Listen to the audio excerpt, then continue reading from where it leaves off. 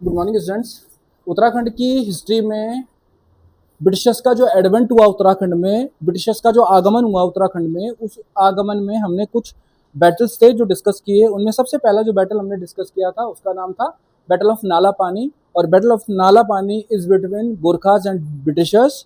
और ब्रिटिशर्स का कमांडर था रॉबर्ट रॉलो जिलेस्पी, जिसकी डेथ हो गई यहाँ पर, ठीक है। और गोरखास का जो कमांडर था Balbhadra Thapa, he fled away from the battlefield and move to Punjab. और पंजाब में रणजीत सिंह के आर्मी में उसने पार्टिसिपेट करते हुए अपनी जान दे दी।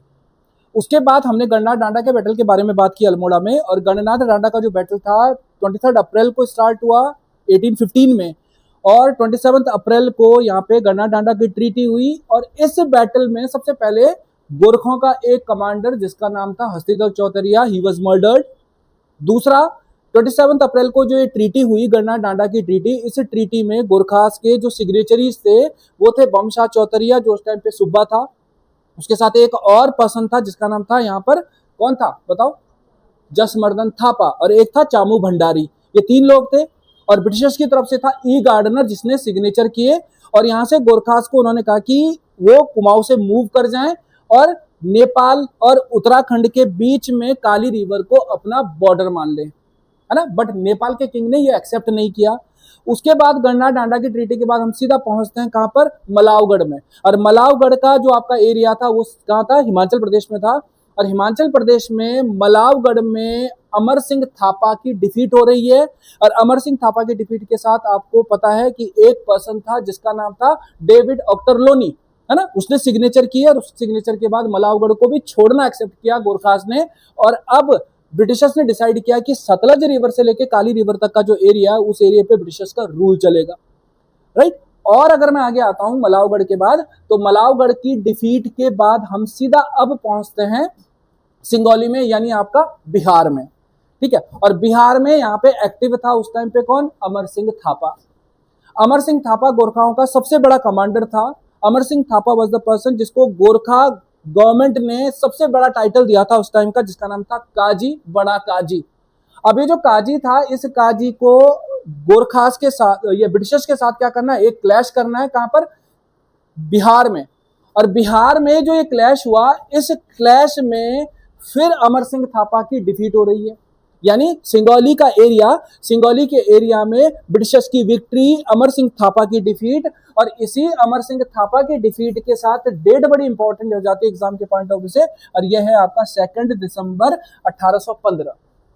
2 दिसंबर 1815 को सिंगौली की ट्रीटी हुई थी, ठीक है। अब ये सिंगौली है कहां, मैंने कहा बिहार में। और ज्यादा डेप्थ में पूछेगा तो ये भी पूछ सकता है कि जो बिहार में ये सिंगौली है, सिंगौली किस डिस्ट्रिक्ट में था, चंपारण डिस्ट्रिक्ट। और चंपारण डिस्ट्रिक्ट तो वैसे भी बहुत फेमस है इंडियन हिस्ट्री में, जानते हो क्यों?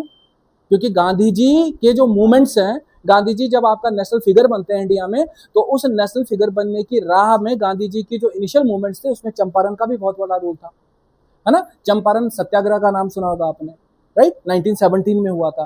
तो वो वही चंपारण डिस्ट्रिक्ट है आपका नॉर्थ बिहार का, जहां पर ये आपका क्लैश हो रहा है ब्रिटिशर्स के साथ। और ब्रिटिशर्स ने आपका क्या कर दिया, यहाँ पे अमर सिंह थापा को डिफीट देने के बाद एक ट्रीटी को दिया जन्म, जिसका नाम था ट्रीटी ऑफ सिंगौली। बट प्रॉब्लम है कि यहाँ पर ये जो ट्रीटी हुई सिंगौली की, इस सिंगौली की ट्रीटी में ब्रिटिशर्स की जो ईस्ट इंडिया कंपनी थी, है ना, इसके जो भी आपका शर्तें थी वो अमर सिंह थापा तो मान गया इनिशियल फेज में। बट नेपाल का जो किंग था जिसका नाम था आपका विक्रम शाह, पूरा नाम अगर मैं कहूं तो वो था गिरवाण युद्ध विक्रम शाह, वो आपका एक्सेप्ट नहीं कर रहा है इस ट्रीटी को। तो अब दो तरह से क्वेश्चन आता है यहाँ पर कि सबसे पहले जो सिंगौली की ट्रीटी थी वो कब हुई थी, वो हुई थी 1815 में। अगर ये डेट पूछता है तो डेट आपका हमारे पास है 2 दिसंबर, लेकिन कई बुक्स होंगी मार्केट में जिसमें 28 दिसंबर भी लिखा है, वो नहीं करोगे आप। क्यों? क्योंकि ये जो डेट है ये आपका किस में लिखी है, ये हमारे पास एनसीईआरटी की बुक में लिखी है। एक बात, अब इस ट्रीटी को हमें एक्सेप्ट करवाना पड़ेगा। और इस ट्रीटी को एक्सेप्ट करवाने के लिए अब ब्रिटिशर्स को एक ऐसा डिसीजन लेना पड़ेगा जिसके थ्रू गोरखास डर जाए। और वो सबसे बेटर आपका तरीका था कि ब्रिटिशर्स अब गोरखा के किस पे, काठमांडू की तरफ अटैक कर दें। तो सोचो कि यहां से ब्रिटिशर्स ने जब देखा कि सिंगौली की ट्रीटी को दे आर नॉट एक्सेप्टिंग, वो सिंगौली की ट्रीटी को नहीं एक्सेप्ट कर रहे हैं, तो उन्होंने आपका प्लान किया कि वो अब नेपाल की तराई का जो एरिया था, भुटवल जैसा जो एरिया था, उन एरियाज को आपका अटैक करके कहां पहुंचते हैं, आपका काठमांडू की तरफ आपका पहुंचते हैं। तो ब्रिटिशर्स ने आपका जो है कहीं ना कहीं बुटवल जैसे एरियाज को जीतने के बाद काठमांडू की तरफ मूव करना स्टार्ट कर दिया। यहीं से आपका विक्रम शाह डर गया, और यहीं से जब विक्रम शाह डर गया, अमर सिंह भंडारी को क्या किया गया, समझाया गया, तो फाइनली आपका इस ट्रीटी का इंप्लीमेंटेशन हुआ, एक्सेप्टेंस हुआ, और वो एक्सेप्टेंस होता है 1816 में, डेट है 4 मार्च। तो 4 मार्च को ये जो आपका हमारे पास ट्रीटी है, the treaty was accepted by Nepali आपका किंग, कौन, गिरवान युद्ध विक्रम शाह या विक्रम शाह और अमर सिंह भंडारी। और अब नेपाल का जो राजा था, वो नेपाल का राजा अपने रिप्रेजेंटेटिव भेजेगा यहाँ पे। नेपाल का राजा खुद सिग्नेचरी नहीं था इसमें, नेपाल के राजा ने अपने जो रिप्रेजेंटेटिव भेजे, उसमें आपका हमारे पास था गुरु गजराज मिश्र और एक था जसमर्दन थापा, ठीक है। और ब्रिटिशर्स की तरफ से अगर मैं देख रहा हूं, ठीक है, तो यहाँ पे हमारे पास जो पर्सन था उसका नाम था पेरिस ब्रैडशॉ। तो पेरिस ब्रैडशॉ ब्रिटिशर्स की तरफ से सिग्नेचरी था। गोरखास की तरफ से जो सिग्नेचरी थे वो आपके दो थे हमारे पास, एक था गुरु गजराज मिश्र, ठीक है, और दूसरा था आपका चंद्रशेखर उपाध्याय। इन लोगों ने आपका जो है ट्रीटी को एक्सेप्ट किया, और इस ट्रीटी को एक्सेप्ट करने का जो मतलब था, इसका मतलब था ट्रीटी की कुछ आपका शर्तें होंगी, ट्रीटी के कुछ आपका रूल्स होंगे। उन रूल्स के थ्रू नेपाल ने एक्सेप्ट किया कि उन्होंने इंडिया का जो 1/3 एरिया कैप्चर किया। 1/3 एरिया कैप्चर करने का मतलब है उत्तराखंड का गढ़वाल, कुमाऊं, सिक्किम और बिहार, और साथ में आपका Himachal Pradesh, they will move from the area of India, ठीक है। और कहां चले जाएंगे, वो नेपाल चले जाएंगे। तो एक तो उन्होंने डिसाइड कर लिया कि वो इंडिया की टेरिटरी के जो एरियाज उन्होंने विक्ट्री किए थे उनको छोड़कर वो नेपाल की तरफ मूव करेंगे, पहला पार्ट। और अगर मैं आगे आता हूं तो यहाँ पे संधि की जो और शर्तें थी, उन शर्तों को अगर हम देखते हैं तो यहाँ पे आपका ये तो हो गया है ना, हमने कहा गढ़वाल, कुमाऊं, ठीक है, इसको छोड़ देना बीच वाले पार्ट को भी, ठीक है, तराई को हम अलग से लिखेंगे यहाँ पे, इसको हटा देना, ठीक है। सिक्किम हो गया, हिमाचल हो गया, बिहार हो गया, यहाँ से आपका एक्सेप्ट किया उन्होंने, छोड़ना। दूसरा जो पार्ट है वो पार्ट है आपका, मैंने कहा था ना कि जो सिंगोली की ट्रीटी को एक्सेप्ट नहीं करे थे, तो ब्रिटिशर्स ने डिसाइड किया वो क्या करेंगे, नेपाल की तराई को कैप्चर करेंगे। सोचो, उन्होंने नेपाल की तराई का जो आपका एरिया था, नेपाल की जो फुटहिल्स थी, फुटहिल्स का मतलब क्या होता है, शिवालिक हिमालय, तो नेपाल की शिवालिक हिमालय का एरिया, शिवालिक हिमालय के नीचे का जो एरिया था, शिवालिक रेंज के नीचे का जो एरिया था, कौन सा, तराई का जो एरिया था, जहां पे एक डेंस फॉरेस्ट हुआ करता था, वो एरिया भी ब्रिटिश टेरिटरी का पार्ट बन गया। और अगर मैं आगे आता हूं तो यहाँ पे हमारे पास थर्ड पार्ट जो सबसे इंपॉर्टेंट है उत्तराखंड के एग्जाम से, Kali river is accepted as the border of India and Nepal.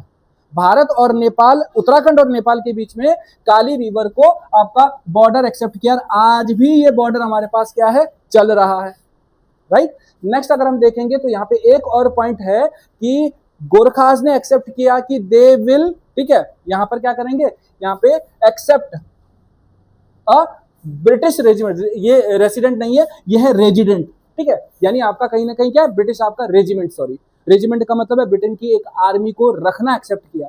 तो गोरखों ने एक्सेप्ट किया कि ब्रिटिशर्स क्या कर सकते हैं, काठमांडू के एरिया में, राजधानी के एरिया में एक ब्रिटिश रेजिमेंट आपका रख सकते हैं, और इस ब्रिटिश रेजिमेंट का जो भी एक्सपेंडिचर था, जो भी आपका सैलरी थी, ठीक है, जो भी आपका फूड था, वो फूड कौन आपका बेयर करेगा, वो आपके गोरखा बेयर करेंगे। तो गोरखों ने ये भी एक्सेप्ट कर लिया कि नेपाल में ब्रिटिश रेजिमेंट रहेगी, और उस ब्रिटिश रेजिमेंट में नेपाली जो आपका सिटीजन थे वो भी उसका पार्ट बन सकते हैं।